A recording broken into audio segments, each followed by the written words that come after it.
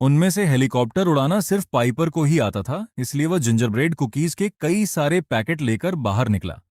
जैसे ही एल्व्स को उन कुकीज की खुशबू आई, वह भूखे जानवरों की तरह उनकी तरफ टूट पड़े। इसी मौके का फायदा उठाकर पाइपर हेलीकॉप्टर में पहुंच गया और उसे स्टार्ट कर दिया। उधर राउनो और एमो ने सारे बच्चों को एक बड़े कार्गो नेट में बैठाया। हेलीकॉप्टर ने उस नेट को छत के सुराख से ऊपर खींच लिया। फिर पीटर भी उसी नेट में चढ़ गया, क्योंकि उसका प्लान तभी काम करेगा जब एल्व्स बच्चों का पीछा करेंगे। फिर जैसे ही एल्व्स ने बच्चों को दूर जाते देखा, वह तुरंत गोदाम छोड़कर हेलीकॉप्टर के पीछे जंगल की तरफ भाग पड़े। अब उनका मिशन दो हिस्सों में बढ़ चुका था। आसमान में पीटर रेडियो के जरिए पाइपर को रास्ता बता रहा था और साथ ही बच्चों को चारे की तरह इस्तेमाल करते हुए एल्व्स को दूर ले जा रहा था। उसी वक्त गोदाम के अंदर राउनो और एमो ने बर्फ में सुराख करके उसके अंदर डायनामाइट लगा दिए। फिर बाहर निकलने से पहले उन्होंने चेनसॉ की मदद से सांता के दोनों बड़े सींग भी काट दिए, क्योंकि उन्हें लग रहा था कि शायद उनकी अच्छी कीमत मिल सकती है। उधर पाइपर सीधा रेंडियर एनक्लोजर की तरफ बढ़ गया। पीटर का प्लान बिल्कुल साफ था। वह एल्व्स को भी एक जंगली झुंड की तरह फंसाना चाहता था। लेकिन एक बड़ी दिक्कत थी, रेंडियर एनक्लोजर का गेट अभी भी बंद था और एल्व्स तेजी से उनकी तरफ बढ़ते आ रहे थे। फिर पाइपर ने रेडियो पर चीख कर उसे चेतावनी दी कि अब वक्त बहुत कम बचा है। फिर भी पीटर समझ गया कि गेट जमीन पर उतरकर ही खोलना पड़ेगा, इसीलिए वह कार्गो नेट से नीचे कूद गया। उसने भागकर भारी गेट खोला और तुरंत इलेक्ट्रिक फेंस चालू कर दी, ताकि एल्व्स के भागने का आखिरी रास्ता भी बंद हो जाए। इसके बाद वह वहीं खड़ा होकर उनका इंतजार करने लगा।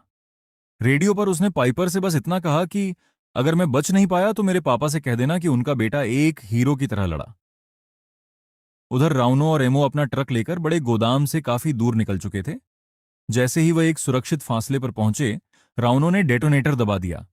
अगले ही पल एक जबरदस्त धमाके के साथ पूरा गोदाम उड़ गया और सांता का बर्फ में जमा हुआ वह बड़ा शरीर पूरी तरह आजाद होने से पहले ही हमेशा के लिए तबाह हो गया। इधर रेंडियर पेन के पास पीटर ने आंखें बंद कर ली थीं, क्योंकि एल्व्स उसके बहुत करीब आ चुके थे। लेकिन हैरानी की बात यह थी कि उन्होंने उस पर हमला ही नहीं किया। वह सब एकदम से रुक गए और उलझन में इधर उधर देखने लगे। उनका असली मालिक मर चुका था और बिना उसके उन्हें समझ ही नहीं आ रहा था कि अब करना क्या है। तब पीटर को यकीन हो गया कि उनका प्लान आखिरकार कामयाब हो चुका है। बच्चे अब सुरक्षित थे, सांता हमेशा के लिए खत्म हो चुका था और सभी एल्व्स को भी पकड़ लिया था उन्होंने।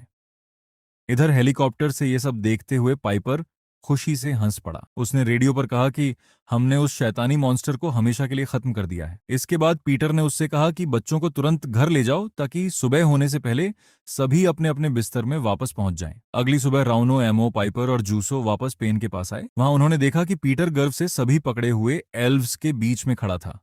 उसने उन सबको गिन भी लिया था।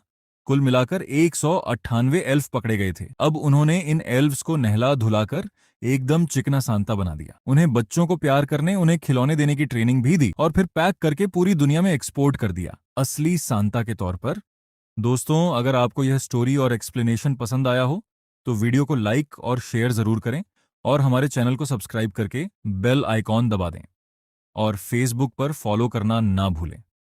मिलते हैं अगली मजेदार स्टोरी के साथ। तब तक के लिए बाय बाय।